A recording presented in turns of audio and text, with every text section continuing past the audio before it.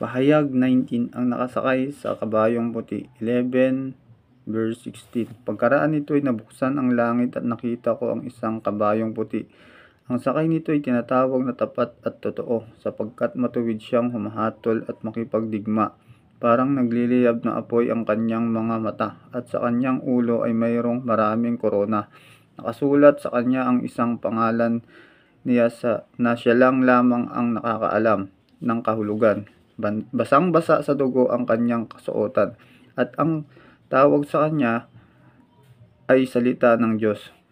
Sumusunod sa kanya ang mga hukbo ng langit na nakadamit ng malinis at puting lino, at nakasakay rin sa mga kabayong puti.